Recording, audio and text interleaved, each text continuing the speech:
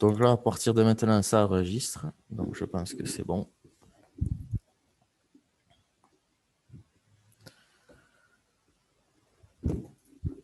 Bon, la semaine dernière, on s'en était arrêté où? Parce que comme je ne On suis pas avait allé fini à la même vitesse avec l'autre TD, on a fini la question J. donc on en était là. On a fait ça. Oui. D'accord, merci. Bon, on va entendre encore un peu et on va commencer.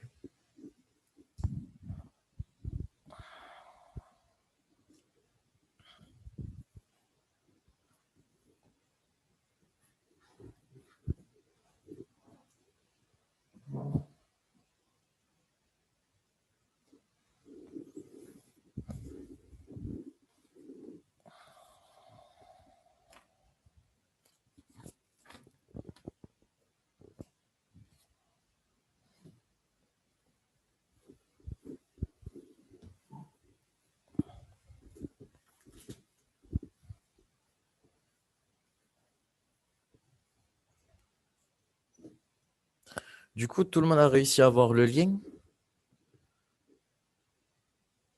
Vous êtes allé sur le Google Agenda ou c'est Simon qui vous l'a envoyé? On est allé sur le Google Agenda. D'accord, très bien. Moi, sur Google. Ok, d'accord, très bien. Parce que là vous êtes oh, si, 12 quand même. Ok.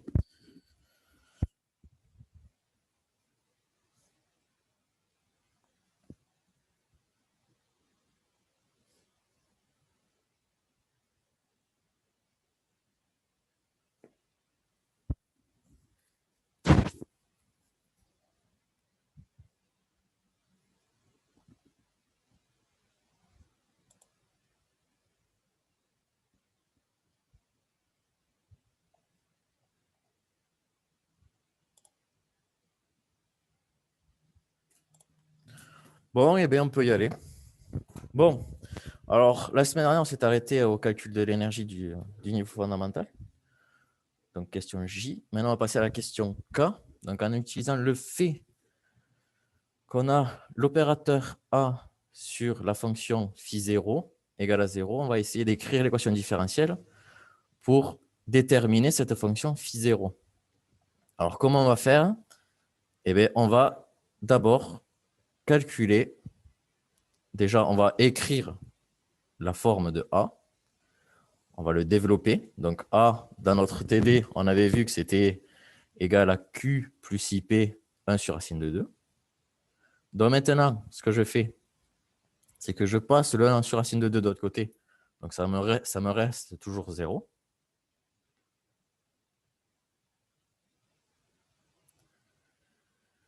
Et cette entité, je vais la multiplier par m oméga sur h bar. Pourquoi? Parce que ça me facilite l'écriture de mes résultats par la suite. C'est une astuce. On n'est pas obligé de faire ça. D'accord?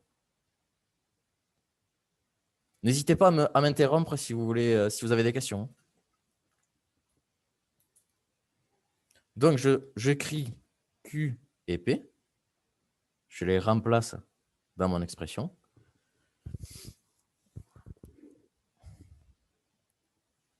Et ça, je dis que c'est égal à 0. Donc là, ce qui va se passer, c'est qu'on va avoir un terme qui va dépendre de phi0 et un terme qui va dépendre de phi' de 0. On a une équation différentielle ici. D'accord?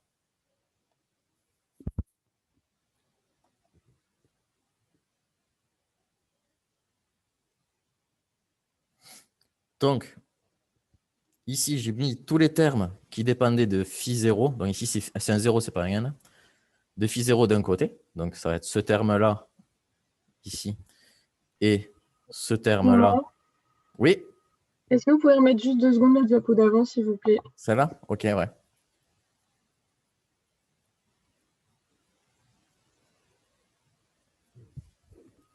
C'est bon, merci.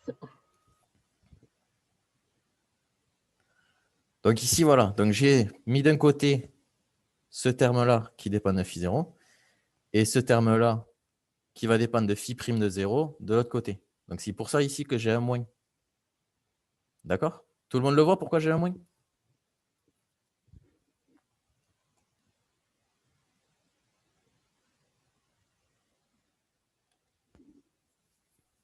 Oui. OK.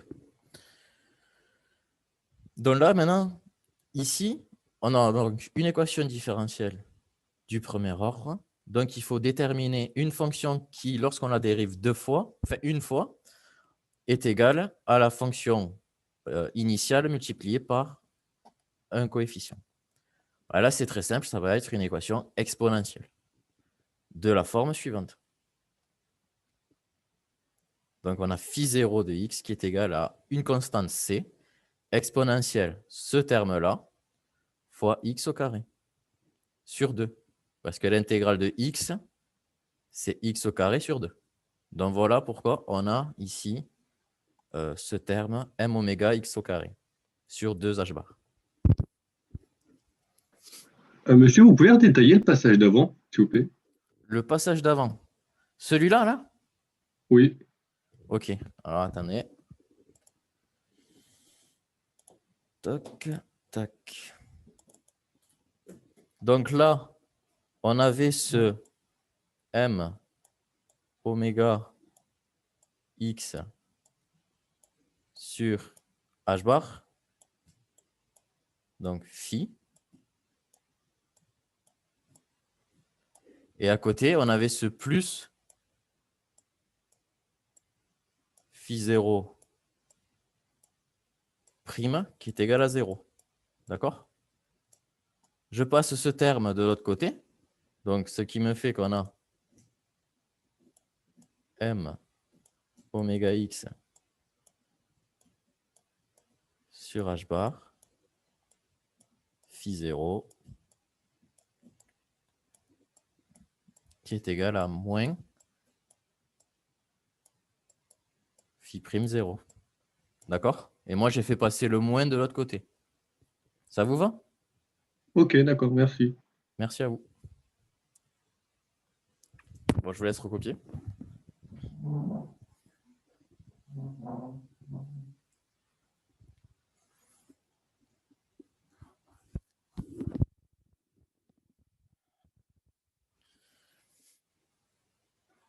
C'est bon, je peux switcher? Oui. Ok.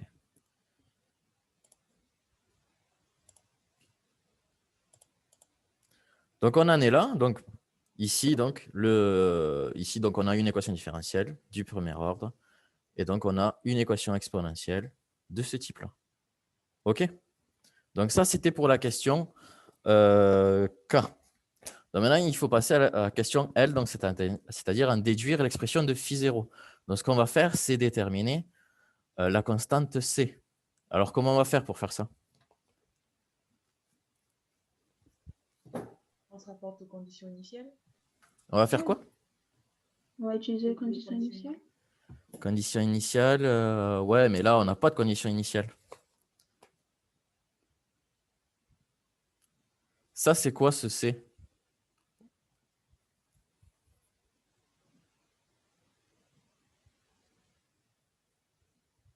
C'est une constante. C'est une constante.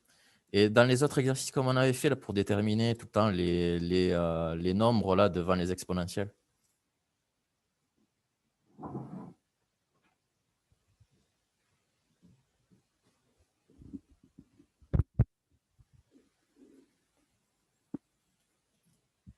On avait calculé la norme de la fonction. Donc, c'est ce qu'on va faire maintenant.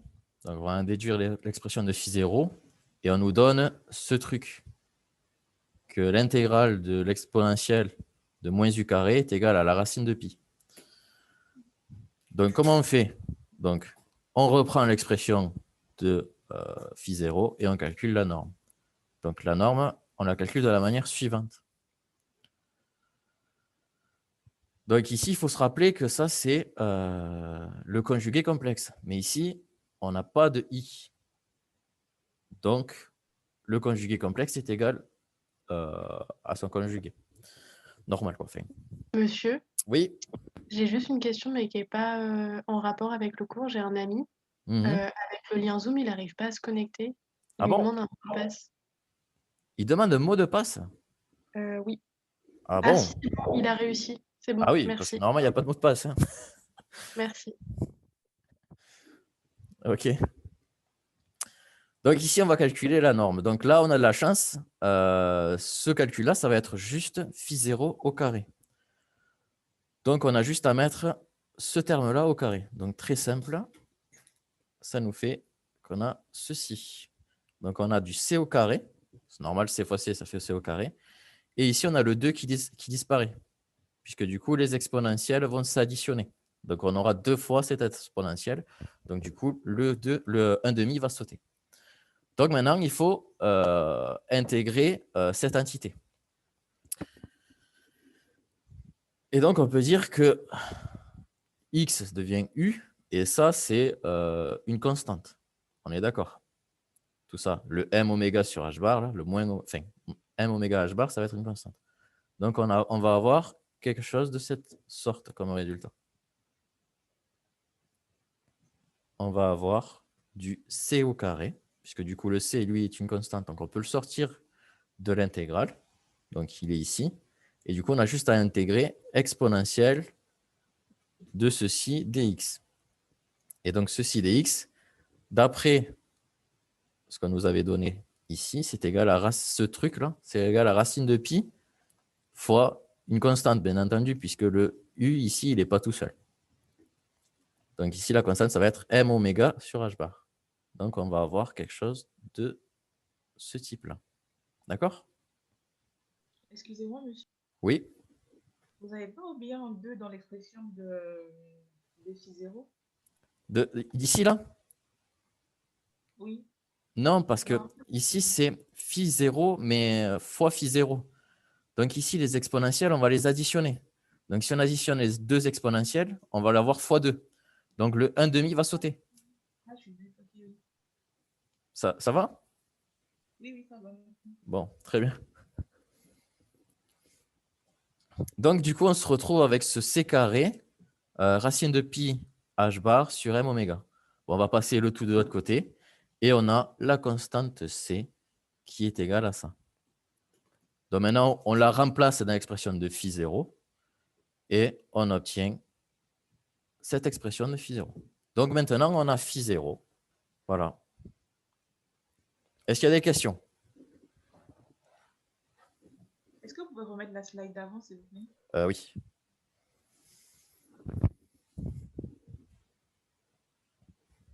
N'hésitez pas à demander si vous voulez plus de détails dans le développement du calcul.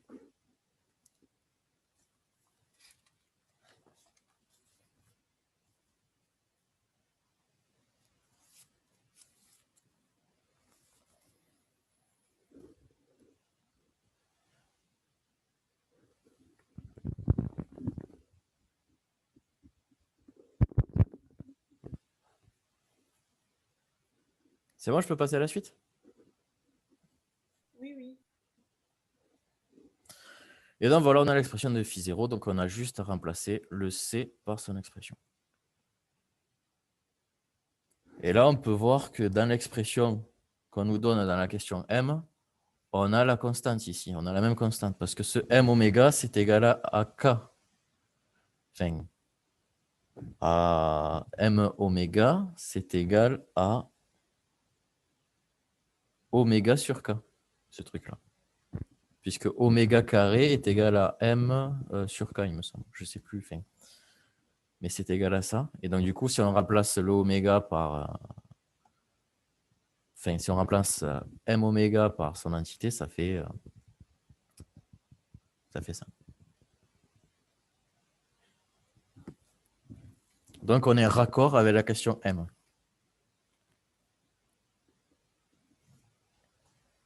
Donc, maintenant, question m, on va devoir calculer h0, h1 et h2 et donner l'allure de phi 0 au carré, phi 1 au carré et phi 2 au carré. Donc, première étape, on va calculer h0. OK? Donc, d'après l'expression qu'on nous donne de h0, on a cette entité-là. Donc, j'ai remplacé tous les n dans le polycopier par un 0. D'accord? Donc ici, ce D0 sur du D0, c'est égal à combien?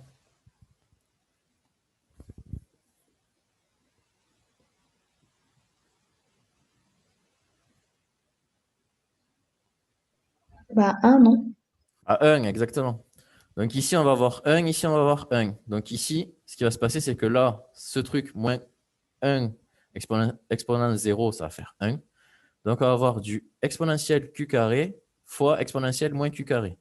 Donc quand on a un truc comme ça, on va additionner les les exposants des exponentiels. Donc ce qui nous fait qu'en fait, on a ça qui est égal à 1. D'accord?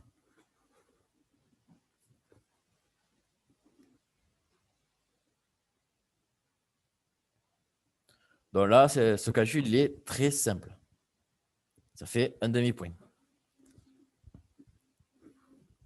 Que un demi? C'est tout. Et parce qu'il y a les autres questions après. Il y a H1 et H2 à calculer.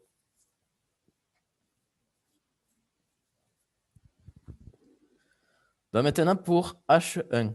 Donc H1, donc là j'ai remplacé tous les n par des 1. OK. Donc ça va être égal à quoi? Moins 1 exponent 1. Ça va être égal à quoi? Bah, moins 1, non? Moins 1, voilà. Et là, ça, qu'est-ce que ça veut dire, ça?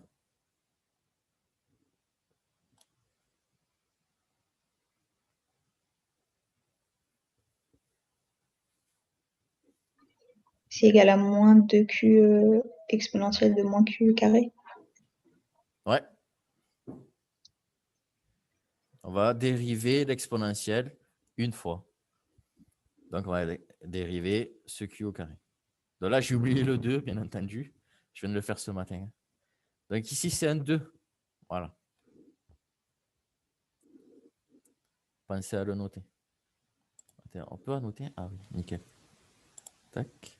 Là, c'est un 2. Toc. OK?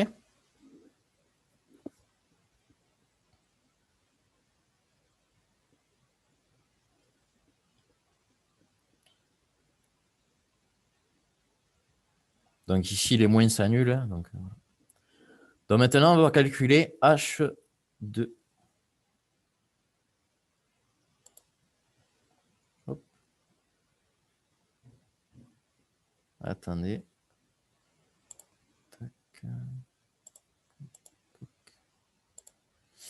Donc maintenant, on va calculer H2. Donc là, pareil, je remplace tous les n par des 2.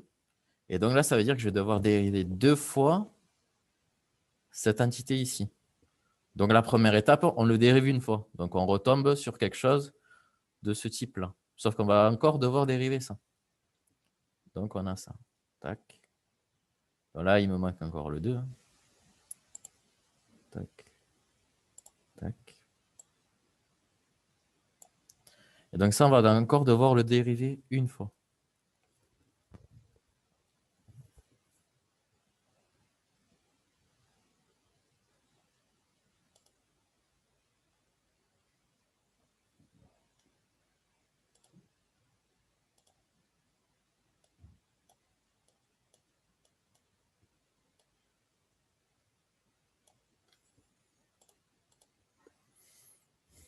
Donc ici, on va avoir du 4q au carré. Et ici, on va avoir du 2. C'est un 2. Donc ici, on aura ça. Ça. Hop, attendez. Hop. Hop.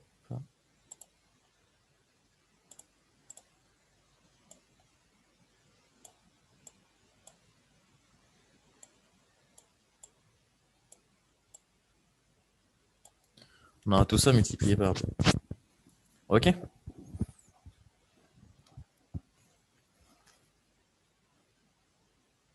Donc là, on a les expressions de HQ pour H1, H2 et H3. H0, H1 et H2. OK?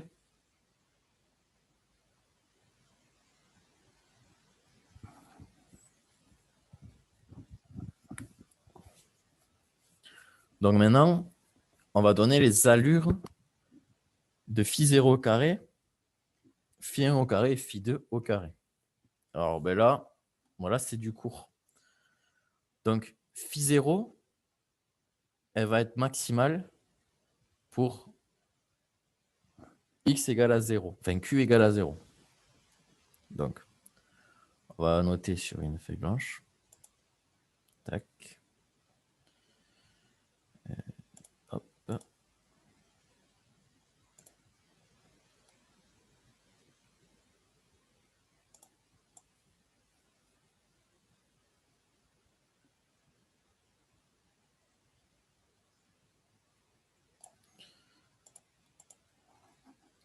Donc, phi 0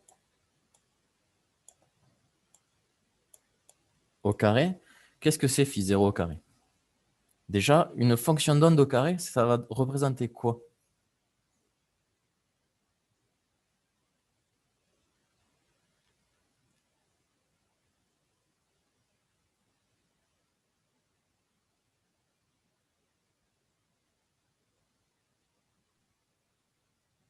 C'est pas la probabilité de présence? Exactement, c'est la densité. C'est la densité de probabilité de présence. Donc, qu'est-ce qui va se passer? C'est-à-dire que pour phi 0, ben, on va être maximum en 0. Et on n'aura aucune surface nodale. OK?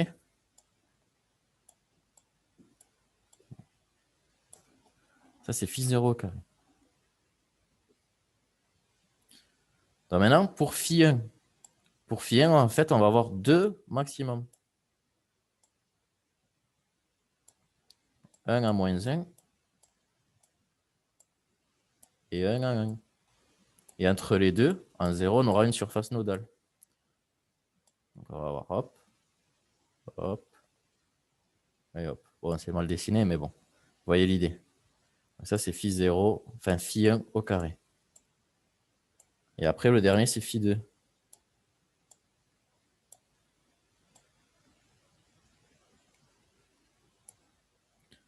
Donc là, on va à moins 2.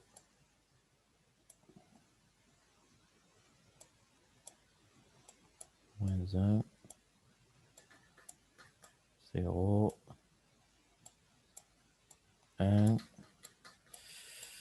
Et 2. Et en fait, on va avoir quelque chose comme ça. On va avoir des montagnes russes. Tac, tac. Avec une petite bosse en 0 et de nouveau une grande bosse en 2.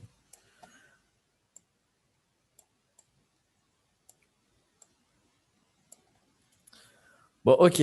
Bon, ça, c'est juste les allures. Donc, ça, c'est normalement, ça sera. Enfin, ça, c'est du cours. Donc, ça, c'est. Apprenez-le, quoi. Par contre, qu'est-ce que ça veut dire qu'en phi 0 au carré, on est maximum en 0, en x égale à 0? Ça veut dire quoi?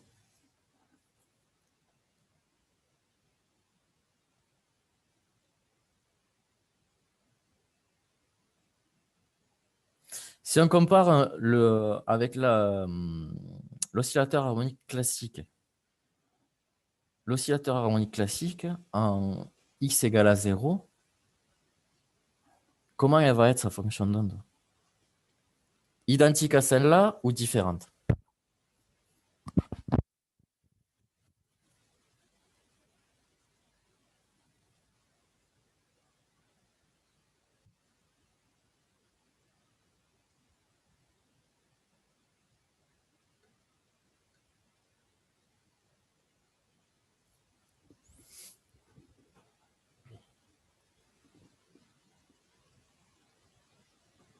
Alors?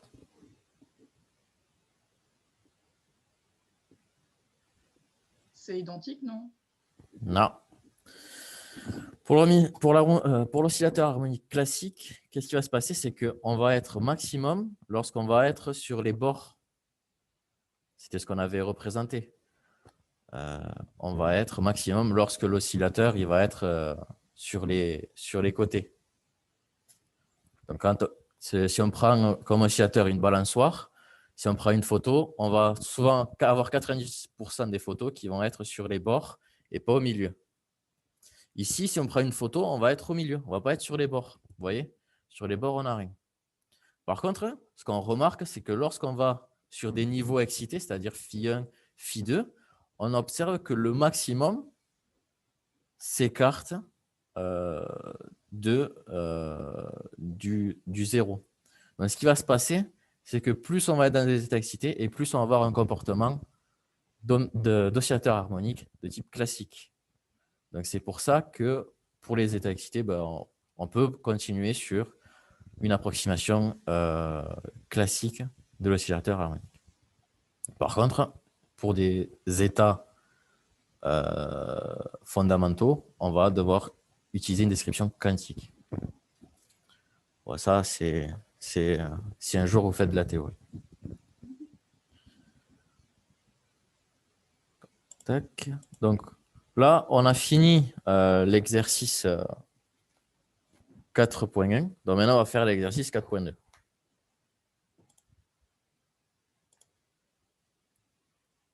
Tac.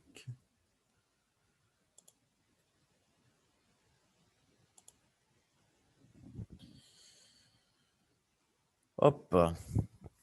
Donc là, l'exercice, ça va être d'écrire l'énergie potentielle d'une particule de charge E dans le champ électrique qui est donné par le vecteur E qui est égal à E0 UX. Donc en gros, ce qui va se passer, c'est que sur l'oscillateur harmonique, on va ajouter un champ de force. Donc là, c'est notre oscillateur harmonique. Hop. Tac, tac. Donc ça, il est accroché à une surface. Hop, hop. Et lui, on lui applique un vecteur E. Champ électrique. OK? Donc, on lui a mis un champ électrique et on va voir comment on va le traiter en quantique. OK? Donc, je vous laisse prendre le petit schéma. Là.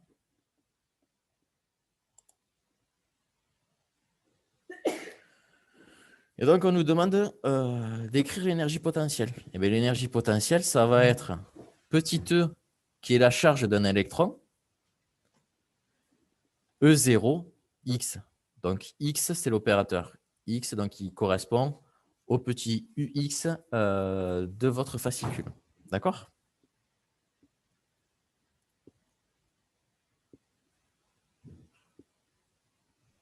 Monsieur, je vois pas trop ce qui a marqué, c'est moins petit e, C'est moins grand petit. E0 fois x. Ah ok, c'est bon, parce qu'il y avait la souris. Eh oui, pardon. Merci. Excusez-moi. Attendez, je vais passer en mode lecture, plein écran. Voilà. Donc ça, c'est l'énergie potentielle. Donc maintenant, on nous demande quel est l'hamiltonien du système. Ben, l'hamiltonien du système, ça va être l'hamiltonien de l'oscillateur harmonique plus ce potentiel, puisqu'il vient s'ajouter à la description de base. Donc voilà, quel est l'hamiltonien du système. Donc c'est H0, donc c'est l'hamiltonien de l'oscillateur harmonique, plus le potentiel qui est ici comme qui vient comme une perturbation du système. On ajoute quelque chose. Je peux effacer le schéma? Monsieur, Oui. pouvez remettre vite fait la question 1, s'il vous plaît. La question, ouais. Ça? Oui.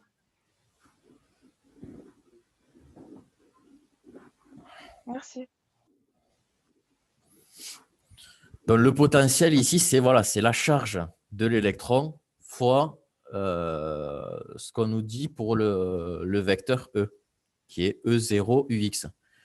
Et ici, UX, ça veut dire qu'on a mis le vecteur sur l'axe X, quoi. Enfin, voilà, c'est pas plus ni moins. C'est pour ça qu'ici, j'écris l'opérateur X, parce que ce E0 est suivant X.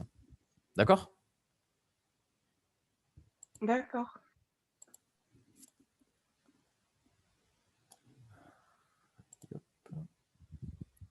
Et voilà, donc l'hamiltonien du système, ça va être H0 plus l'énergie potentielle.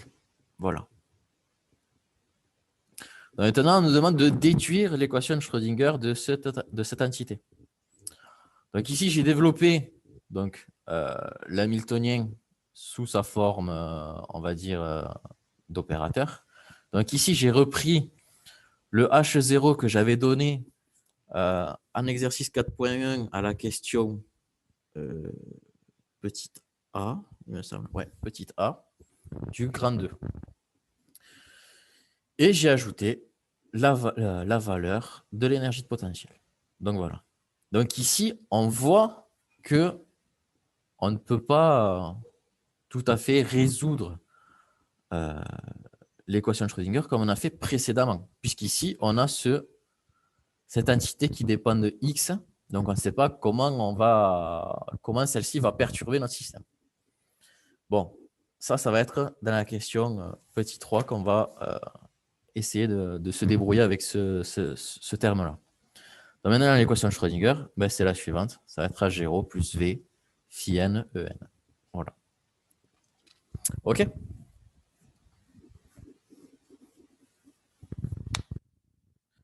Donc à cette question, on répond juste ça, quoi. Et si vous voulez, vous pouvez remplacer ce H0 plus V par ceci. OK? Mais normalement, si vous mettez ça, c'est suffisant. On a compris que vous avez compris, quoi.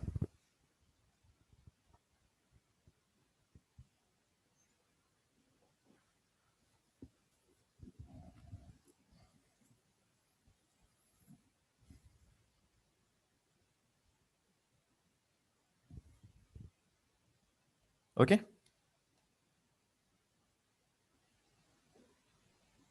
Oui.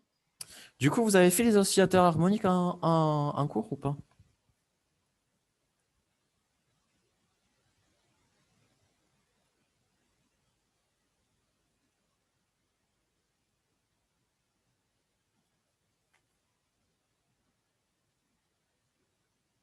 Vous n'êtes pas allé en cours?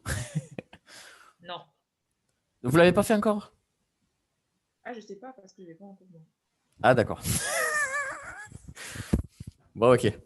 Bon, voilà. Enfin, ok, c'est juste pour savoir si jamais vous l'avez fait ou pas. Je crois qu'on avait commencé, mais je suis pas sûre. D'accord, ok. Bon, soit. Bon, voilà, on a ça comme équation de Schrödinger. Donc maintenant, question 3. On va effectuer un changement de variable. Et on va poser petit x qui va être égal, enfin, on va poser grand X qui va être égal à X moins E sur grand E sur K. Donc ce grand E, c'est E0. Hein. C'est juste que je ne me suis pas embêté à remplacer le E0. De toute façon, il n'y a pas d'autre énergie grand E, d'accord? Il n'y a que cette énergie grand E qui est E0. OK? Ça va pour tout le monde? Oui. D'accord. Donc là, en fait, en posant cette variable, on va essayer de voir si on peut, en gros, résoudre l'équation de Schrödinger comme on avait fait à la question 4.1. D'accord? Donc là, on va poser donc cette variable. Et pourquoi on va poser cette variable? Parce que en posant cette variable-là, on a la dérivée de grand X qui va être égale à la dérivée de petit x. Donc ça, c'est intéressant. Et ici, j'ai posé que K est égal à M oméga carré. OK? Parce que c'est plus facile. Enfin, pour moi, je trouve que c'est plus facile. OK?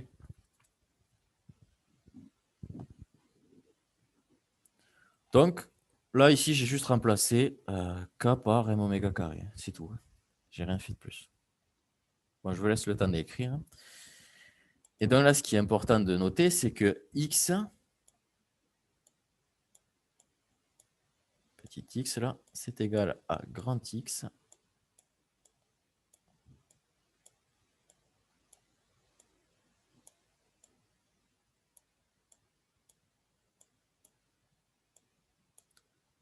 sur M oméga carré.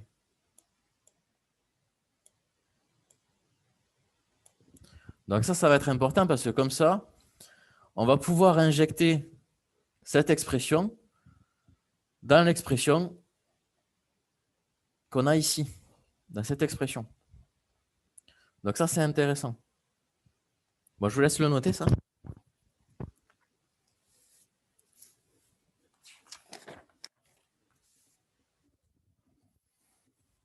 Est-ce que jusque-là, tout va bien? Est-ce que c'est clair? Est-ce que ça va, cette manière de faire? Ou sinon, j'envisagerai une autre manière de faire pour la prochaine fois. Non, c'est bien. D'accord.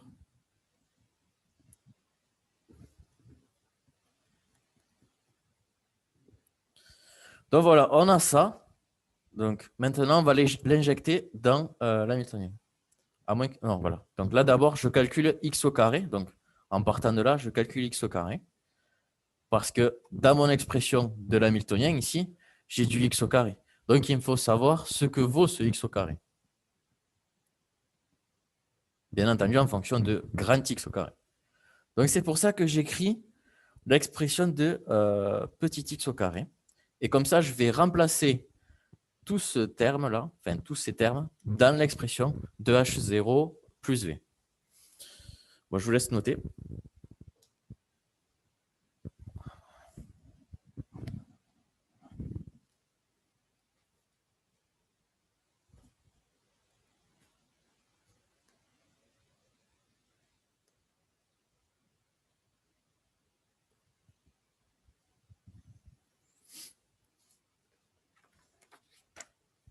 Du coup, je peux passer à la suite? Oui. Non, monsieur, attendez. De toute façon, la suite, elle est là. Ça va? C'était ça qui vous manquait? Bon, ok. Bah, du coup, voilà, donc c'était ce que je disais précédemment. On va injecter les expressions de petit x et grand x au carré dans l'hamiltonien de départ. Et comme ça, on va pouvoir voir si on va avoir des termes qui vont s'annuler et essayer d'avoir une expression qui va dépendre de ceci, un grand x au carré, et ici, rien ou une constante. Donc, c'est ce qu'on va voir. Monsieur, Oui? dans l'expression de x au carré, il est passé où le e dans le deuxième terme? Ah, je l'ai oublié. Oh, tant pour moi. Oui, ici, il y a un grand E. Hop. Voilà. Je crois qu'en plus, à la suite, il va y être normalement. Donc voilà, ici, il y a un grand E. Pardon.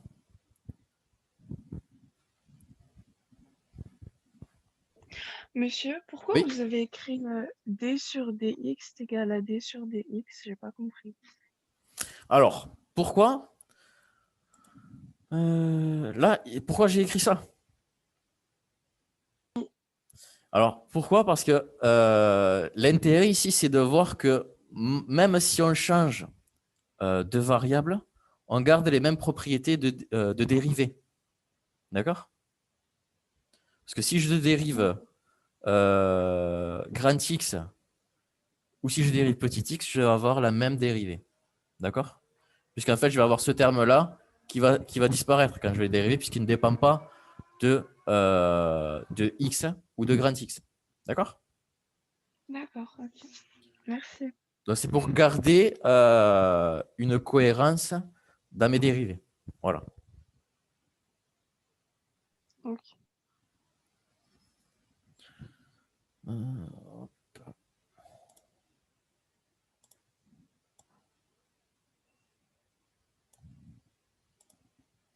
Donc, maintenant, voilà, je vais injecter cette entité-là et le petit x dans... enfin, l'entité que je viens d'effacer et celle-là dans cette expression. Donc voilà, je remplace. Donc ici, vous voyez, je l'ai remis le E, c'était. Je l'avais oublié précédemment. Tac. Donc voilà, on a ça. Donc voilà, j'ai remplacé petit x et petit x au carré par son expression qui dépend de grand x au carré. Donc j'ai quelque chose de cette forme.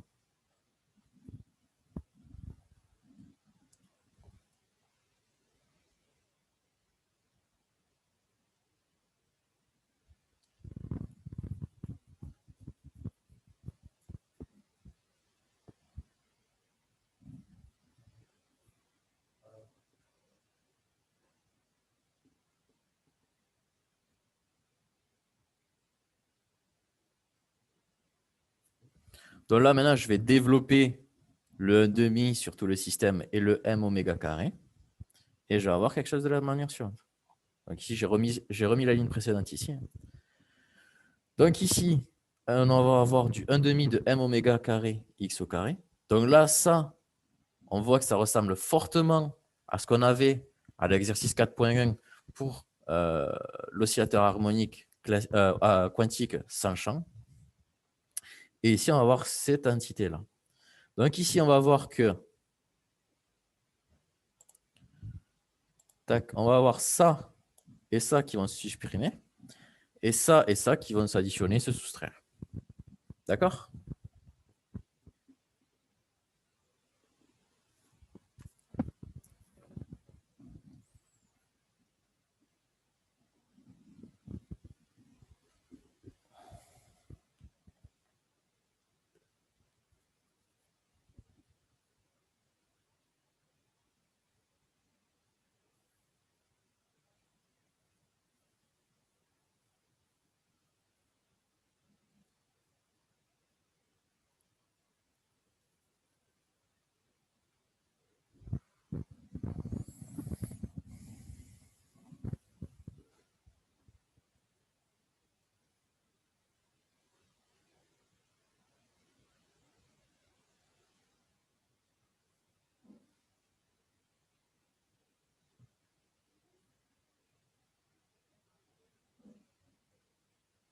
C'est bon?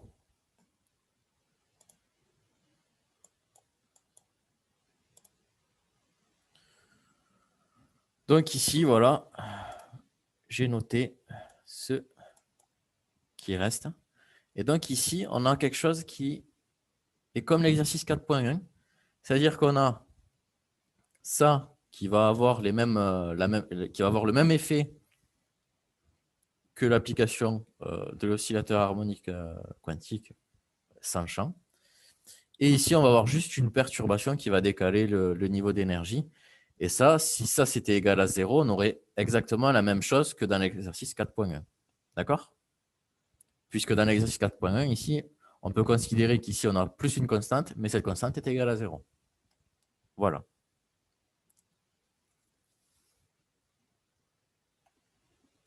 Donc ici, on voit bien que ça,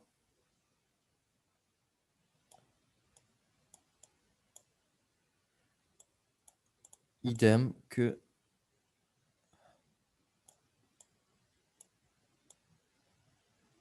H0. Et ça, c'est une constante qu'on note C. Et bon, dans l'exercice précédent, en fait, cette constante C est égale à 0. Voilà ce qu'on peut dire. Donc maintenant, la question suivante, ça va être de déduire les expressions des énergies et des fonctions d'onde du système. Bah alors, l'énergie, ça va être très simple. On va avoir en gros quelque chose qui va ressembler à l'énergie de l'oscillateur harmonique quantique qu'on avait comme précédent dans l'exercice 4.1, c'est-à-dire n plus 1/2 de h bar oméga, moins ce terme-là.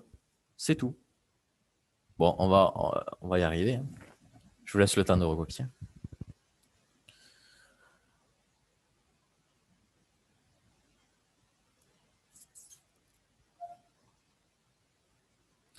Peut-être que je les posterai sur YouTube et je vous enverrai le lien lors du prochain TD. Ça vous va? Oui. Ok. Comme ça, vous pourrez faire pause, aller plus ou moins vite, comme ça, vous pouvez réviser en même temps. Parce que là, il y a beaucoup de blancs, donc bon, c'est pas évident. C'est pas évident. Bon, voilà. Bon. Donc là, on va passer à la suite. Tac, tac, tac.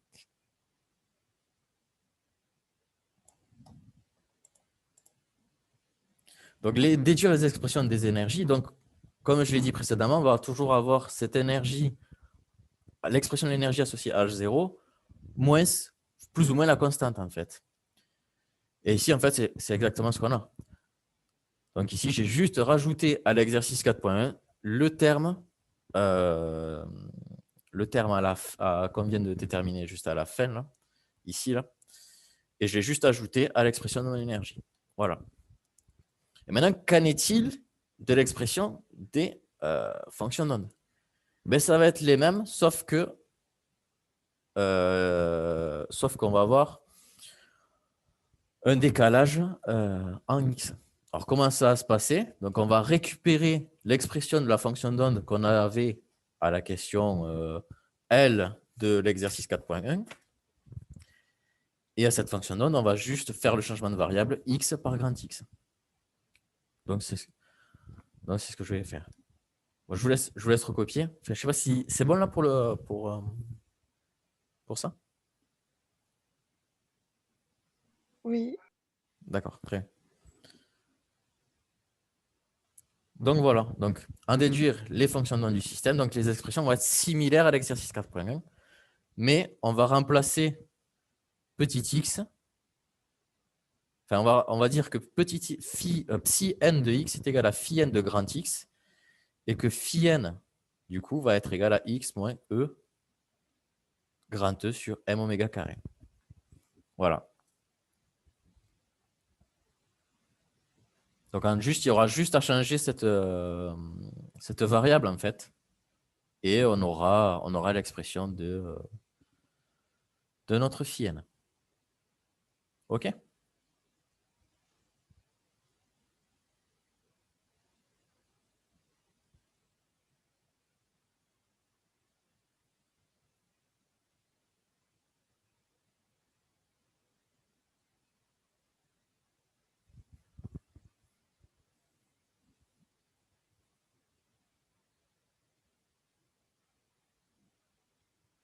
Bon, ben là, on a fini l'exercice 4.2. En fait, on va très vite. On va plus vite qu'en salle de TD. Bon, ok, soit. Donc, on va passer à l'exercice 4.3, qui est le mélange de deux états. Alors ça, c'est très intéressant, parce que le mélange de deux états, il permet de prendre en compte, par exemple, je ne sais pas, si on a un transfert de protons intramoléculaire, c'est-à-dire de ce type-là. Alors, par exemple, si on a quelque chose comme ça, admettons, on a une molécule avec un système comme ça. Hop. Bon, je ne fais pas les doubles liaisons, hein. C'est juste un schéma. Donc ici, on a un oxygène avec un hydrogène ici. Et de l'autre côté, pareil, on a un oxygène, mais cet oxygène, il n'a pas d'hydrogène. Et ce qui peut se passer, c'est qu'on peut avoir le passage de cet hydrogène sur cet autre oxygène. Et donc ça va être mon état 1. Et je peux avoir l'état 2 qui va être égal à celui-là.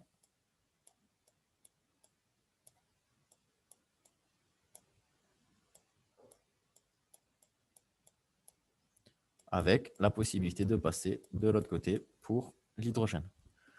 Donc ça, c'est ce à quoi va servir un mélange de deux états. C'est-à-dire qu'on va pouvoir considérer deux états et voir si en les mélangeant, comment on va traiter notre système. Alors ça, c'est très intéressant, surtout dans les dynamiques moléculaires. Alors une dynamique moléculaire, c'est-à-dire qu'on va donc déterminer notre système et par dynamique classique, donc en utilisant les lois de Newton, on va faire bouger les atomes, c'est-à-dire que les atomes sont reliés par des ressorts. Et dans la plupart, en gros, on va utiliser un champ de force pour faire ça. Donc, le champ de force va nous donner la force des ressorts entre les atomes. Et ce qui va se passer, c'est que lorsqu'on va déterminer un état de notre système, il va rester en celui-ci. C'est-à-dire qu'avec un champ de force, on n'aura jamais l'état numéro 2. Et donc, il existe des méthodes qui peuvent mélanger ces deux états et pouvoir considérer les deux états simultanément, c'est-à-dire passer de l'un à l'autre. Donc, c'est ce à quoi sert un mélange de deux états. Donc voilà, ça c'est de la culture, hein. C'est pas du tout dans le cours, hein. Hop. Tac. Donc voilà, donc mélange de deux états. Donc on a un oscillateur harmonique d'hamiltonien comme l'oscillateur précédent, quoi. Et on a ces deux premières fonctions normalisées qui sont phi0x et phi1x. Et on va considérer un système qui a t égale à 0 et décrit par la fonction d'onde suivante. Donc, la fonction d'onde va être le mélange de l'état phi1 et de l'état phi0. Enfin, phi0 et phi1. Et donc, la première étape va être de donner la fonction d'onde phi de x de t à l'instant t. Donc, c'est-à-dire un instant t quelconque. Donc là, ben, c'est très, très simple. On va juste rajouter le t dans le cosinus et le sinus, puisque c'est le cosinus et le sinus qui vont varier dans la partie temporale, puisque phi0 ne dépend que de x. Donc voilà, la fonction d'onde psi de x de t, elle est égale juste à ça. Donc c'est très, très simple. Quand on a quelque chose comme ça, si on a déjà phi0 et phi1 qui sont définis par x, donc là, on sait qu'on ne va pas toucher cette fonction.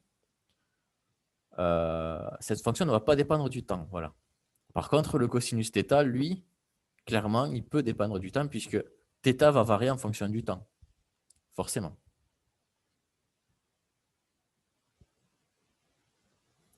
Bon, voilà. Donc là, on a la fonction d'onde psi de x de t. Maintenant, on va nous demander de calculer les valeurs moyennes de E qui est égale à la valeur moyenne de l'hamiltonien et de E carré qui est égal à la valeur moyenne de l'hamiltonien au carré. Donc là, pour changer, c'est à vous de calculer ça. OK? Alors attendez, je regarde juste comment je me suis débrouillé. Hop, voilà.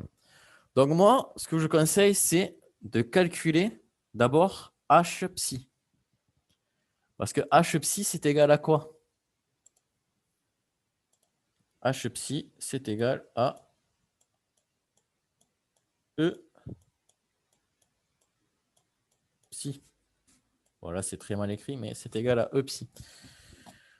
Donc, ce que je vous conseille de faire, c'est donc d'appliquer H psi et de calculer ce truc-là. Donc, je vous laisse quelques minutes pour y arriver.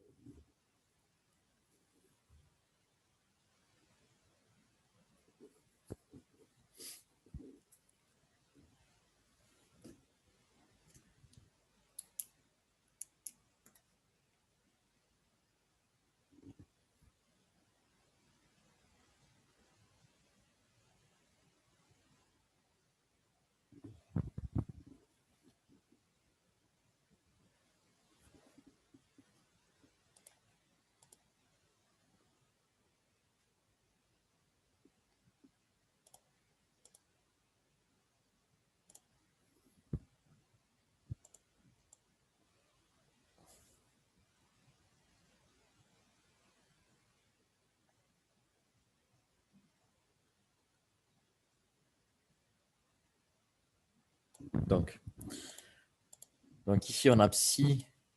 Donc, on ne va pas prendre psi qui dépend du temps. On va juste prendre psi qui dépend juste de x à t égale à 0, en fait. Et donc, on va avoir psi qui est égal à phi 0 cosinus θ plus phi 1 sinus θ. Donc, on a ça. Donc, ça, c'est pour psi. Et donc, on sait que notre hamiltonien, H, hop.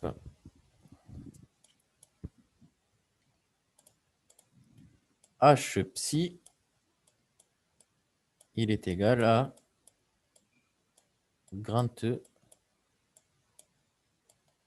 psi. Mais sauf que l'hamiltonien, si on l'applique à phi 0 et phi 1, ça va être égal à ça.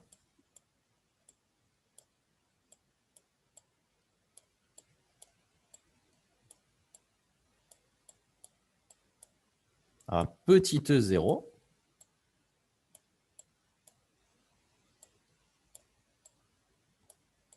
Phi 0.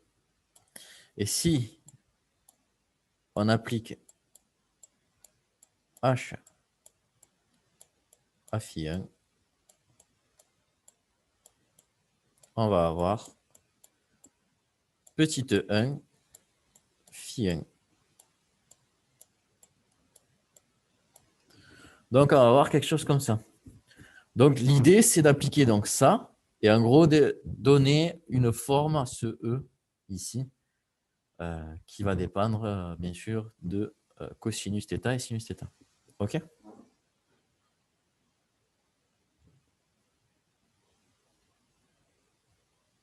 Est-ce que quelqu'un sera prêt à écrire sur la feuille blanche pour donner la réponse?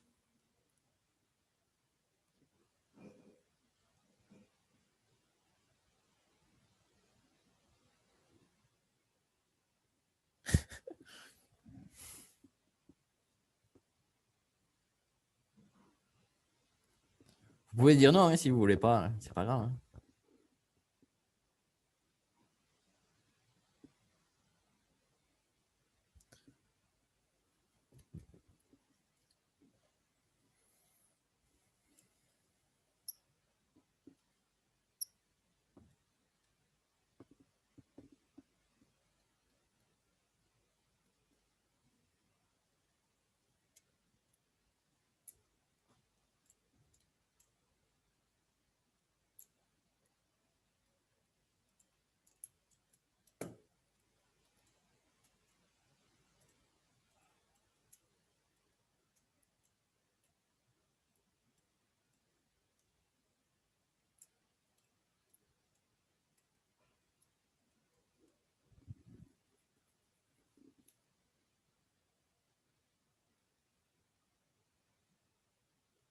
Déjà, est-ce que quelqu'un a fini?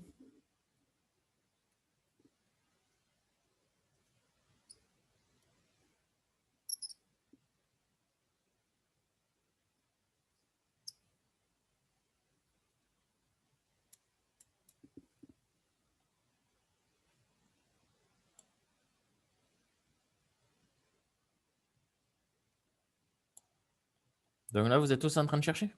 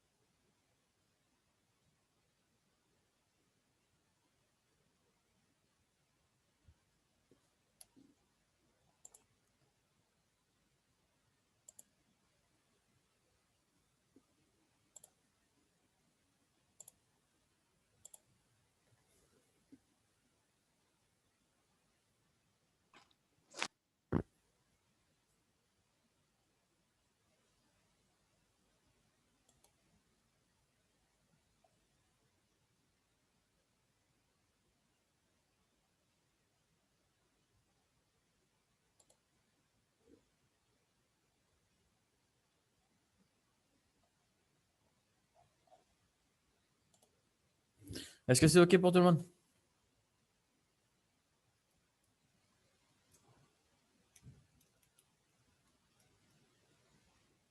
Bon. Bon, du coup, je vais donner la réponse. J'y arrive pas du tout.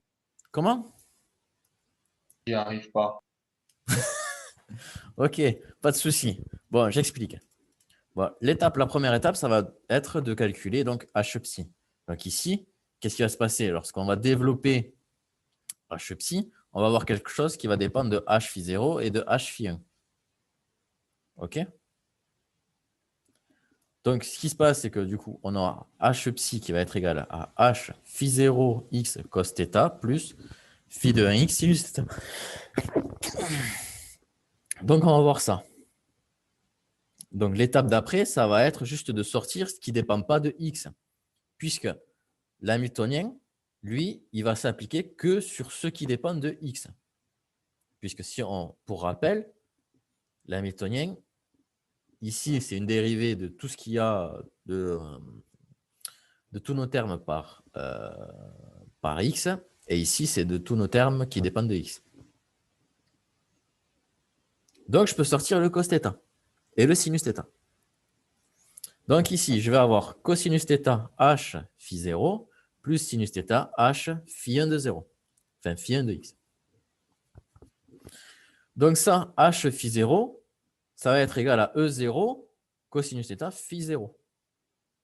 Puisque h phi 0, c'est égal à E0, phi 0. Et idem de l'autre côté, on aura h phi 1 qui va être égal à E1 phi 1. Donc ça, c'est la première étape. Donc ici, j'ai le vecteur colonne E0 cosinus θ phi 0, E1 sinus θ phi 1. OK? Là, j'ai calculé h psi. Maintenant, je vais devoir calculer ça. Je vais devoir faire le produit scalaire de cette entité avec le conjugué étoile de psi. Donc, le conjugué étoile de psi, c'est ça. Donc, on a h psi qui est égal à ça et psi qui est égal à ça. Donc, ça, OK. Donc, là, j'ai juste réécrit psi sous la forme d'un vecteur. Maintenant, je vais donner la forme de psi. Ça, c'est le ket. Je vais donner la forme en bras. Donc, à la forme en bras, c'est le vecteur ligne cosinus θ phi 0, sinus θ phi 1. Et ça, je vais faire le produit scalaire avec cette entité ici. Et donc, le résultat, ça va être ça. Hop, ça va être ça. OK? Cyril, c'est OK pour toi? Est-ce que vous pouvez remettre la diapo, pas celle d'avant, celle d'avant? Celle-là? Ouais. Ouais. Oui, oui, allez, oui. Allez un peu vite. Non, non, celle d'après. Celle d'après? Celle-là, alors. Ouais, parfait, c'est bon. Merci. Là, Non, vous pouvez remettre celle d'avant aussi, s'il vous plaît. Ouais, je laisse celle-là un petit moment. Bon, là, il faut bien comprendre que θ, on peut le sortir. θ, il ne dépend pas de x, donc on peut le sortir. L'hamiltonien ne va pas s'appliquer sur lui. Il ne va rien lui faire. Parce que quand il va le dériver, il va faire quelque chose de nul. Donc, ça va être une constante. Donc, la dérivée d'une constante, elle est nulle. Donc, on peut le sortir. Du coup, il va nous rester juste l'application de l'opérateur hamiltonien sur les petites fonctions phi. Et donc, on va pouvoir... Ça représente quoi? Comment? Le petit E, ça représente quoi? L'énergie? C'est l'énergie. C'est l'énergie associée à phi 0. C'est E1. Enfin, pour phi 0, ça va être E0. Pour phi 1, ça va être E1. C'est l'équation de Schrödinger qui nous le dit. L'équation de Schrödinger nous dit que H, la fonction d'onde, est égale à l'énergie fois la fonction d'onde. Donc ici, j'ai posé de moi-même l'énergie qui est égale à, pour phi 0 qui est égale à E0 et pour phi 1 qui est égale à E1. C'est tout. Je ne donne pas d'expression à l'énergie. Je dis juste l'énergie, c'est égal à cette entité-là. Du coup, au lieu de mettre petit E0, on aurait pu mettre grand E. Ça aurait revenu au même. Mais grand E, ça va être l'énergie totale que va nous donner H psi, E psi. Vous voyez? Ici, c'est en fonction de phi. Donc, phi, c'est une sous-entité de psi. Donc, c'est pour ça que je note petit e. D'accord. Après, si vous voulez, vous la notez, je ne sais pas, carotte, navet. Je ne sais pas, enfin, c'est comme vous voulez. D'accord.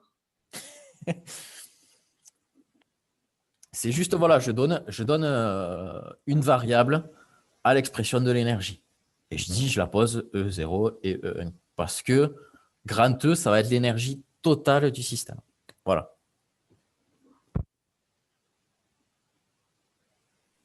Monsieur, à la dernière ligne, pourquoi on l'écrit sous cette forme?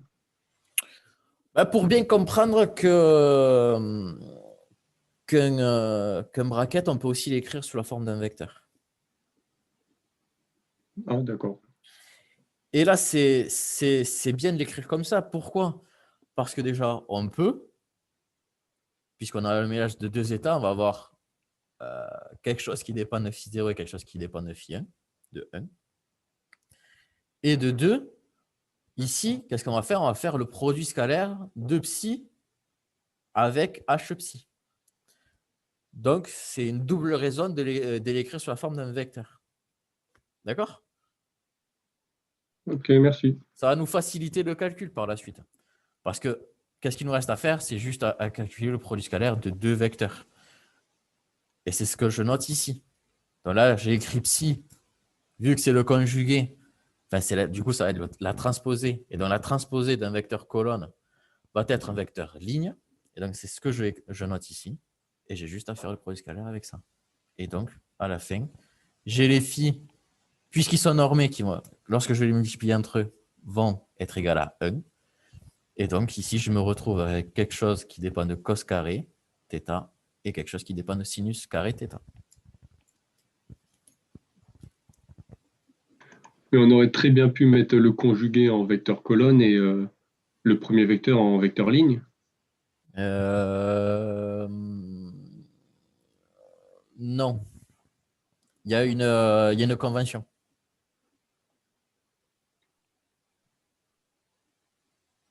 Par convention, on a écrit un vecteur colonne, le ket, et le bras en vecteur ligne. D'accord. Est-ce qu'on peut remettre la slide d'avant, s'il vous plaît? Oui.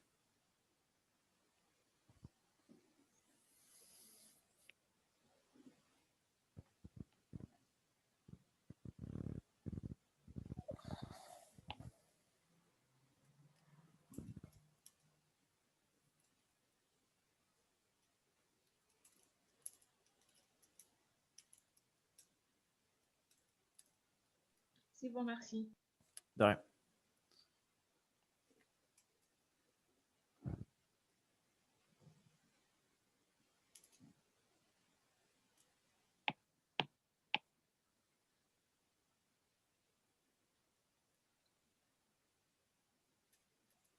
Du coup, c'est bon pour cette slide ou j'attends encore? Encore Oui, non, non, non, c'est pas. Ok, ok. Je laisse.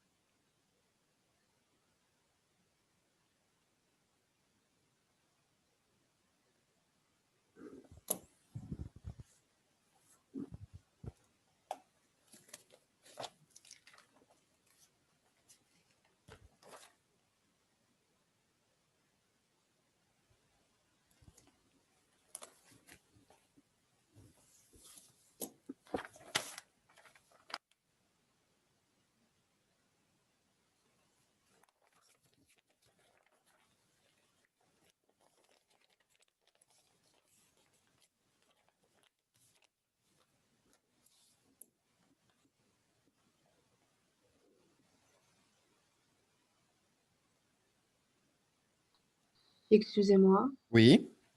Je ne sais pas si vous l'avez dit, mais pourquoi phi 0x et phi 1, ils partent x dans Alors, l'expression finale? phi 0x, lorsque je le multiplie, lorsque je multiplie le ket, le bras de phi 0x avec le ket de phi 0x, ça va me donner 1. Parce que dans l'énoncé, on me dit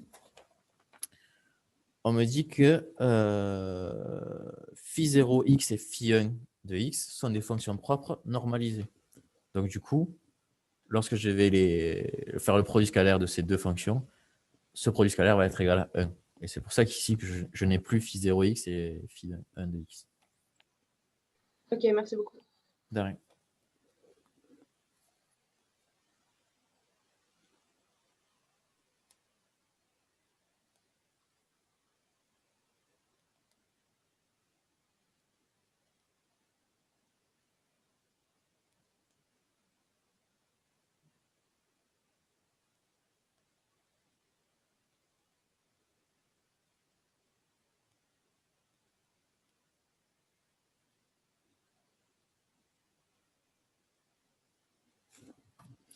Bon, mais écoutez, on peut continuer la question d'après, qui est maintenant de calculer E carré.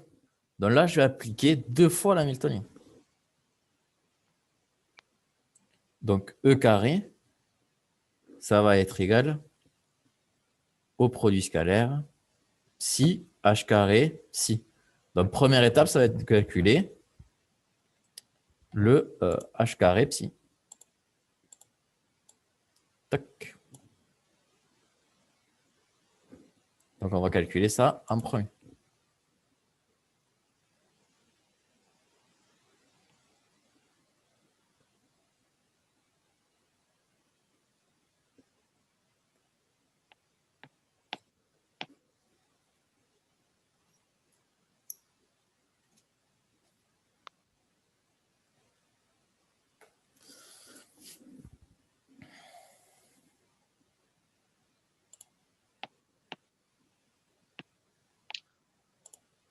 Pardon. Tac.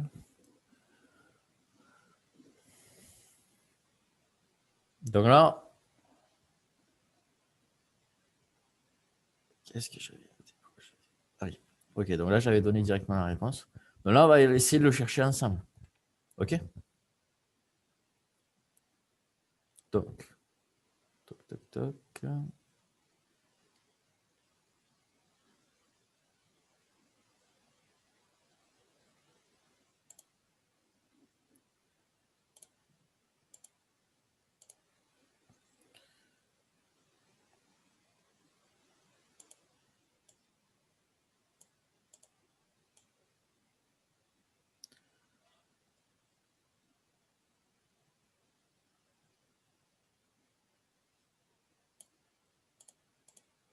Donc, qu'est-ce qui va se passer? C'est qu'on va avoir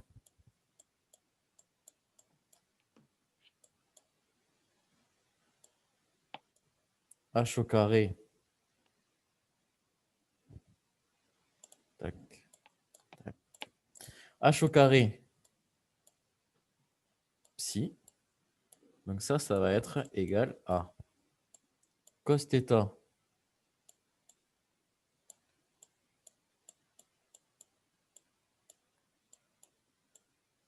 h carré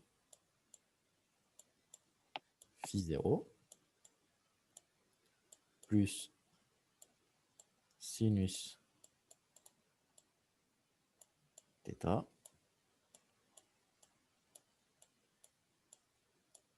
h carré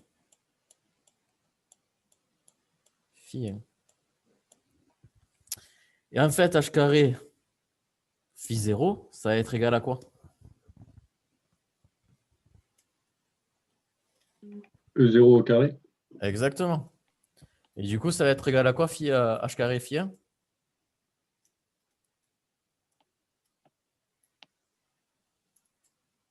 E1 au carré.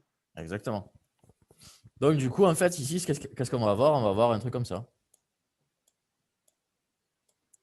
E0 au carré cosinus θ phi 0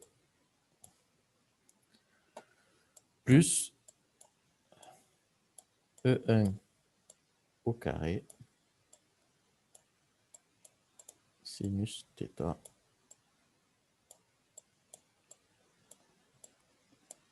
phi 1. Et ça, on a juste à multiplier, faire le produit scalaire avec psi.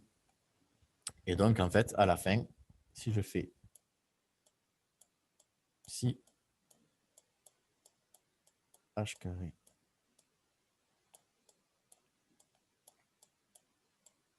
si, eh ben, ça va être égal à quelque chose d'identique que ce qu'on avait avant, c'est-à-dire E0 au carré cosinus θ au carré plus E1 au carré sinus carré de θ.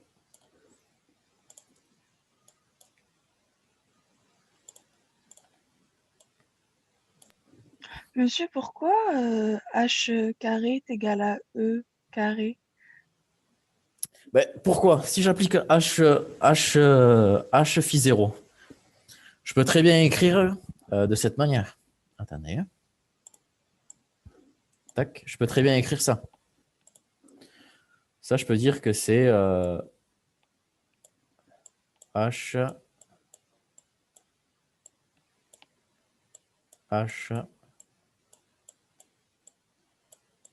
phi 0. Vous êtes d'accord? Oui. Et ça, on sait que c'est égal à E0 phi 0. Donc, du coup, si je rapplique encore une fois le deuxième h, je vais avoir E au carré qui va sortir. D'accord? Oui, j'ai compris. Merci. Bon, ça, c'est relativement simple à faire. Il faut juste savoir les étapes primordiales pour arriver à notre fin. C'est-à-dire, première étape, je vais calculer le ket et après, je vais ajouter le bras au calcul du ket. Voilà. Je fais un produit scalaire, tout simplement. C'est OK pour tout le monde? Oui. Très bien. OK. Donc maintenant, hop, tac, tac. Donc maintenant, la question suivante, ça va être de calculer la variance delta E carré. Donc delta E au carré, c'est égal à cette chose. Donc il faut calculer, bon déjà on a cette entité-là, qui est égale à E0 carré cosinus carré θ plus E1 carré sinus θ au carré. Et ça, ben, ça c'est autre chose.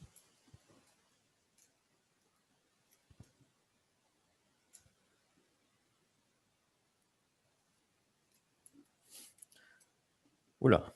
Voilà, du coup, première étape, donc je récupère les valeurs que j'avais calculées précédemment. Donc, la valeur de h au carré, c'est la suivante. Là.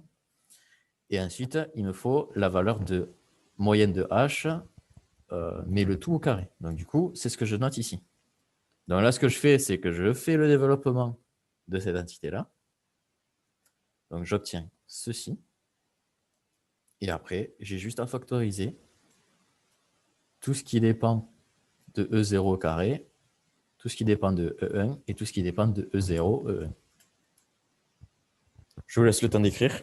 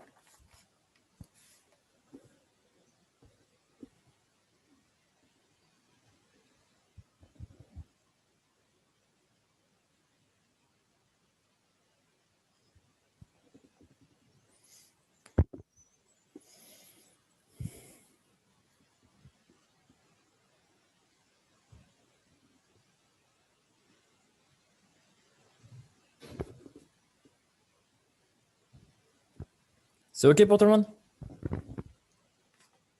Non. D'accord.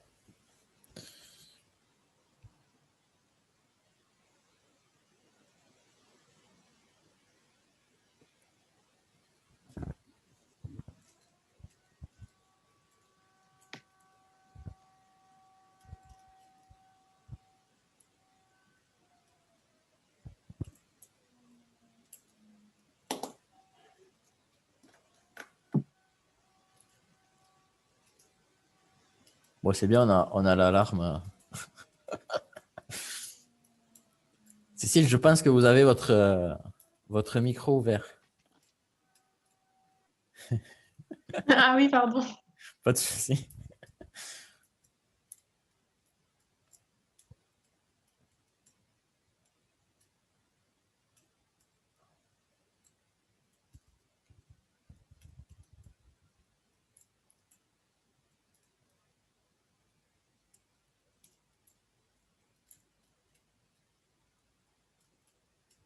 Bon, est-ce que ça va pour tout le monde?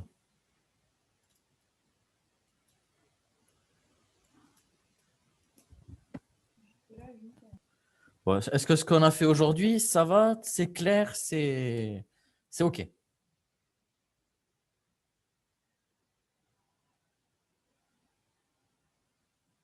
Oui. OK.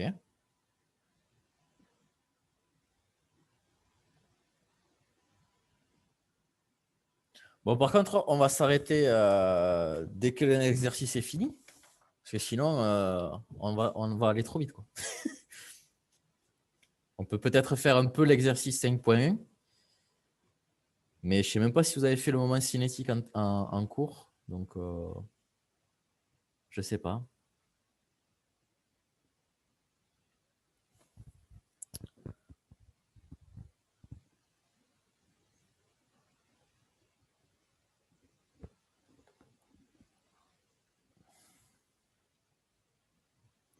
Bon, je peux continuer? Oui. Oui. OK. Donc, ensuite, on nous demande si, question 4, ces grandeurs dépendent-elles du temps? Alors, est-ce que c'est oui, est-ce que c'est non? Et pourquoi? Si c'est oui ou si c'est non.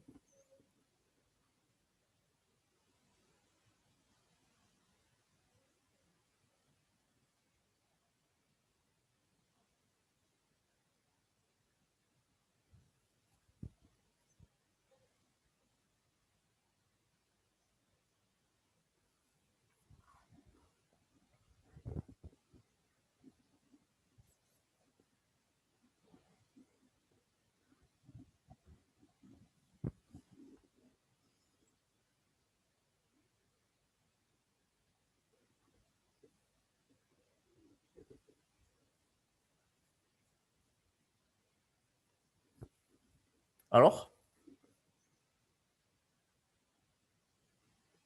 Je dirais non. OK. Quelqu'un d'autre?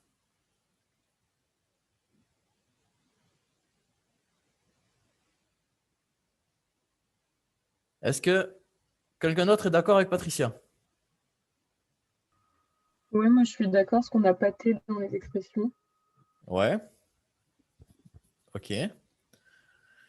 Bon, effectivement, il n'y a pas T dans les expressions. Mais qu'est-ce que on doit toujours appeler dans ce TD? C'est qu'on est dans un état stationnaire. C'est-à-dire que toutes les constantes, toutes les valeurs moyennes vont être égales, quelle que soit la valeur de T. D'accord? Donc, très bien Chloé, très bien Patricia.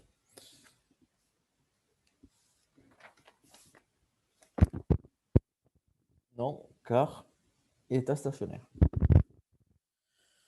Donc voilà, donc ça, c'est pour l'exercice 4.3. Donc on va faire un peu l'exercice 5.2. Alors je ne sais pas si vous avez fait le moment cinétique, du coup, vous l'avez fait ou pas? Juste, monsieur, avant, j'ai une question, s'il vous plaît. Oui. L'histoire de l'état stationnaire, là, comment on sait qu'on est dans un état stationnaire? Je ne vois pas ce que ça représente, en fait, l'état stationnaire. Alors, là, pourquoi on est dans un état stationnaire? Parce que c'est le cours qui nous l'impose d'être dans un état stationnaire. Donc, en gros, quel que soit l'exercice que l'on va traiter dans ce TD, celui-ci sera dans un état stationnaire. Ça, c'est pour le premier point. OK? Ok. Alors, un état stationnaire, comment expliquer ça? Un état stationnaire, c'est-à-dire qu'on va le prendre en un temps t figé. Comment expliquer ça? C'est-à-dire qu'on va toujours pouvoir séparer les variables de temps et d'espace dans ce TD. C'est-à-dire qu'on peut toujours exprimer notre système indépendamment du temps. C'est-à-dire qu'on prend une image à l'instant t. Ok, je vois. Donc, état stationnaire. Alors, dans le cadre, par exemple, de la chimie théorique, quand on veut faire de la réactivité, donc on sait qu'en chimie organique, tout bouge. Et donc, tous les atomes bougent, etc. En chimie théorique, si on veut prendre en compte toutes les possibilités, ça ne va pas être possible. On ne peut pas. Ça va demander énormément d'efforts et énormément de temps de calcul. Et nous, en chimie théorique, on est feignant. Donc, ce qu'on va faire, c'est qu'on va prendre des images à des instants bien précis et on va essayer de retrouver le chemin de réaction entre le produit, entre le réactif et le produit. Alors, comment on va faire? Donc, on va prendre une image du produit et du réactif et on va prendre une image de l'état de transition entre ces deux, entre le produit et le réactif. Et une fois qu'on va avoir l'état de transition, on va pouvoir déterminer le chemin qui pourra aller du produit, enfin du réactif au produit. Donc, ça, c'est de l'état stationnaire. Donc, c'est-à-dire, on a pris une image T à l'instant T de la réaction. Et on a essayé de déterminer à quoi ressemblait cette image. Ça va comme réponse? Oui, merci. Voilà. Bon, on va faire un peu l'exercice 5.1. On va faire les deux premières questions. Voire les trois, je ne sais pas le temps qu'il nous reste. Il nous reste on va dire 30 minutes. Et on va essayer de faire ça. Bon, du coup, je n'avais pas préparé, donc on va passer sur la feuille blanche. Parce que je ne pensais pas qu'on allait aller aussi vite.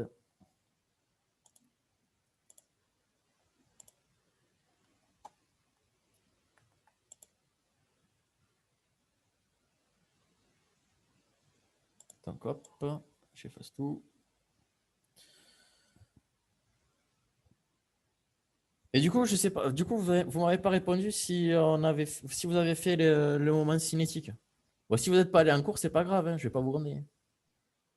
Bah, monsieur, je viens de regarder dans les diapos qu'il nous a envoyés, en tout cas, et il y a pas, enfin, on n'a pas le moment cinétique, en tout cas. Bon, d'accord. Bon, du coup, on va faire les deux premières questions et on verra si on a le temps de faire le reste. D'accord? Bon, au moins, si on est en avance, on pourra préparer les examens. C'est ça qui est pas mal, déjà. Vous avez déjà les sujets ou pas? Non. Moi, je ne sais pas à quoi il ressemble le sujet. C'est M. Lacroix et M. Corré qui le font. D'accord. Moi, je n'ai pas la main sur ça.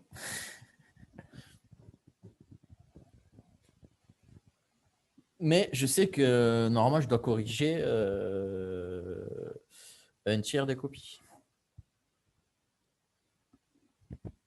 Donc, je ne vous aurai pas tous en correction. Parce que Fabien Coué va prendre un tiers, je prends un tiers et M. Lacroix prend l'autre tiers. Et comme j'ai la moitié des élèves en TD, et ça va pas aller. Mais bon, ça va le faire. Bon, un moment cinétique. Oui, vous avez une question? Non, pas du tout. Ok. Bon, moment cinétique. Alors, qu'est-ce que c'est que le moment cinétique? Déjà, le moment cinétique, on le note grand L. Et donc, c'est un opérateur.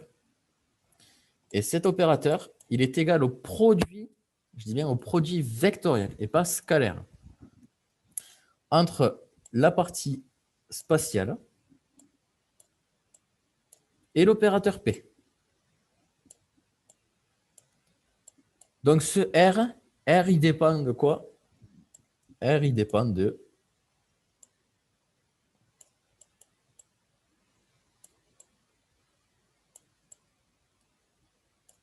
oh là là. Ça, je pars. Hop. Il dépend de X, Y et Z. Donc, c'est-à-dire qu'on va avoir en gros ce R, si on veut calculer, par exemple, dans la suite de l'exercice, on va devoir exprimer Lx, Ly et Lz.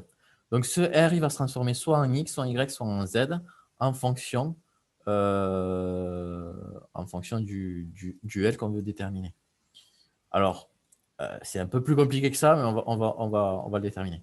C'est-à-dire qu'ici, on peut écrire sous la forme de vecteurs X et P.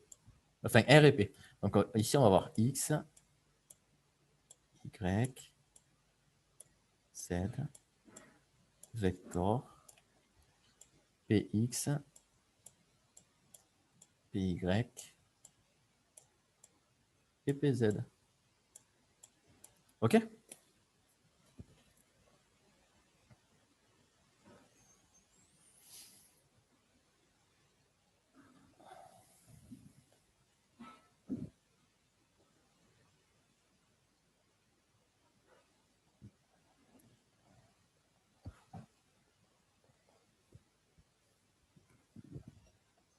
C'est OK pour tout le monde, ça? Oui. Donc, ça, c'est la définition de l'opérateur cinétique. Donc, en gros, c'est en fonction de la coordonnée, comment le système va évoluer, en fait. C'est ça que ça veut dire.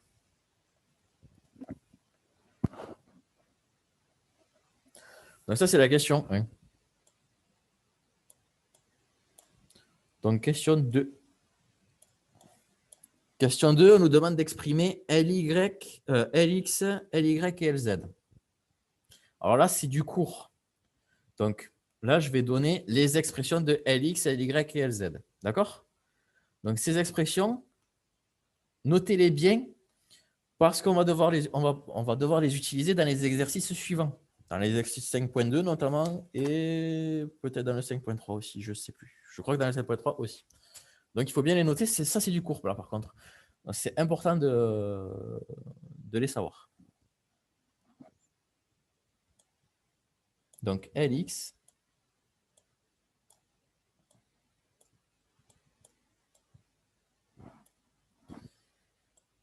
c'est égal à Y PZ. Là, c'est l'opérateur, c'est chapeau opérateur. Moins Z PY. OK? Donc, ça, c'est pour Lx. Donc, attendez. Hop, on va faire ça. Ça.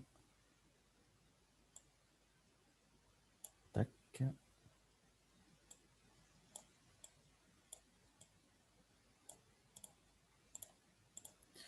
Donc, maintenant, on va écrire Ly.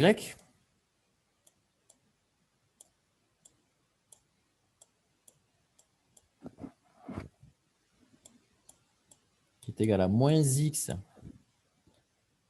PZ plus Z PX.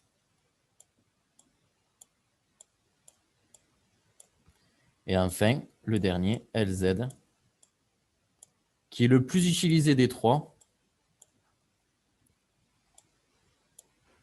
Il s'écrit XPY moins YPX.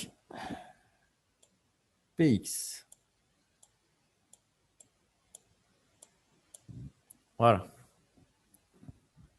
Monsieur, Oui.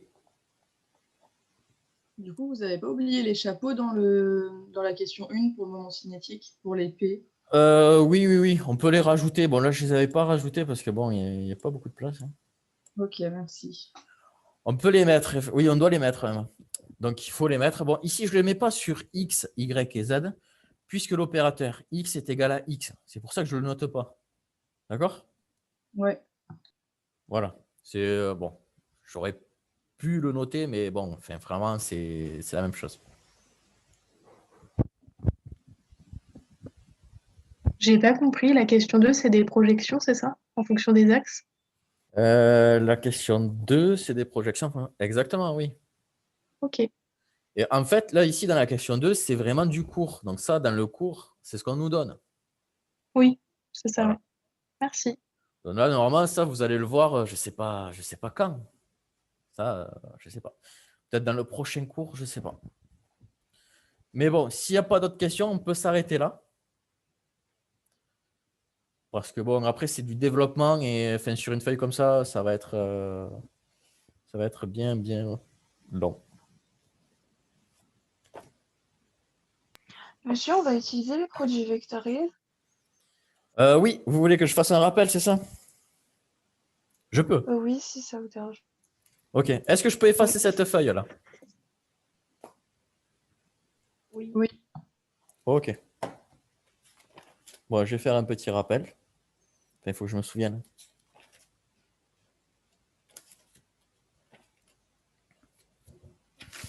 Ok. Alors, attendez. Hop. Je gomme. Alors moi, j'ai une astuce, hein, donc il y en a des milliers des astuces, hein. Je ne dis pas que c'est la bonne, je ne dis pas que c'est la meilleure. C'est une astuce que j'utilise.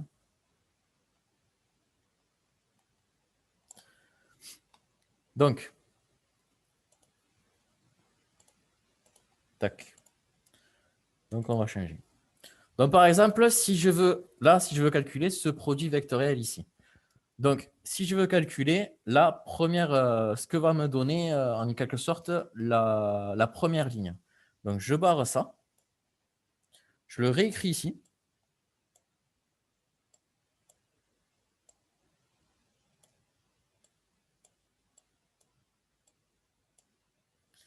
Donc, ça va me donner, j'ai juste à faire le produit ici, le gamma qu'il y a ici. Donc, ça va me faire Y, PZ, moins Z, PY. OK? Je fais ça, le gamma. Et ça, on remarque que c'est égal à LX, bizarrement. Donc maintenant, je passe en... je ne sais pas quelle couleur je vais mettre. Violet. Violet. Maintenant, je barre cette ligne. Je la réécris en bas. Bon, ça, bien entendu, vous le faites sur votre brouillon, hein. D'accord? Et après, j'ai juste à faire le gamma. Donc là, je pars de tac, tac, tac. Donc ça va être égal. Donc là, je mets un plus, hein. ZPX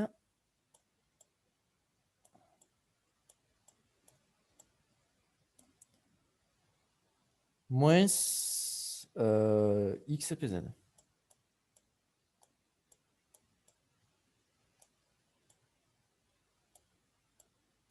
Et ça, on voit que c'est bien égal à LY. OK? Et enfin, le dernier en vert. Donc là, je barre celui-là. Je réécris ici.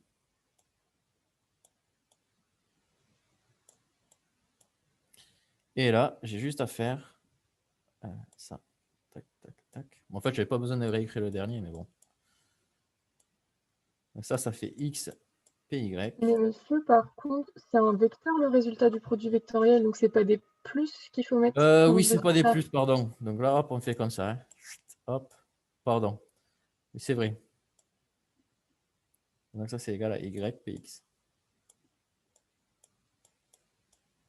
Oui, c'est pas des plus. Autant pour moi. Parce que comme on était sur les produits scalaires, C'est l'habitude. Donc là, ici, on voit bien qu'on a Lx, Ly et Lz. OK? Est-ce que l'astuce, vous la connaissiez, celle-là? Oui. Non.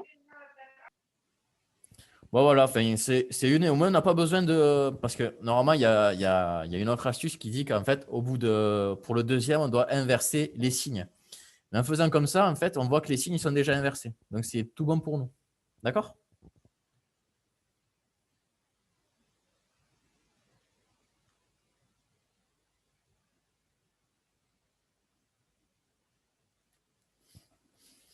Bon, voilà. Bon, est-ce que vous avez d'autres questions?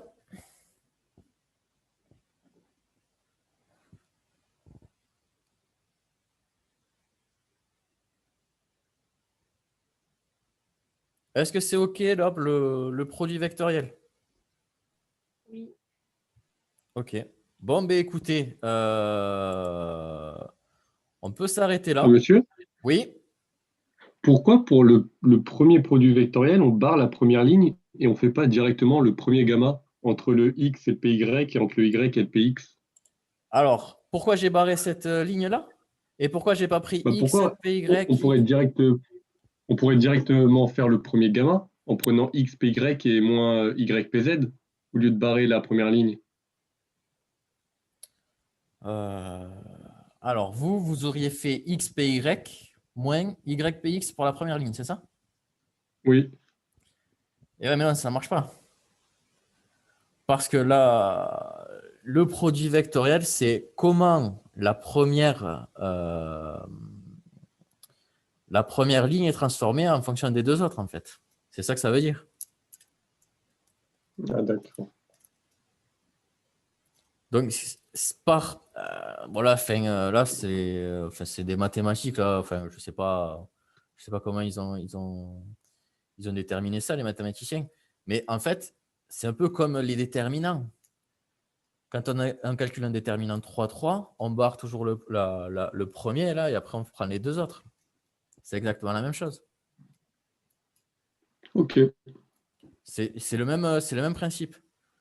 C'est la règle mathématique qui nous dit ça. Alors après, moi, c'est pas moi qui fais la règle mathématique, hein, personnellement.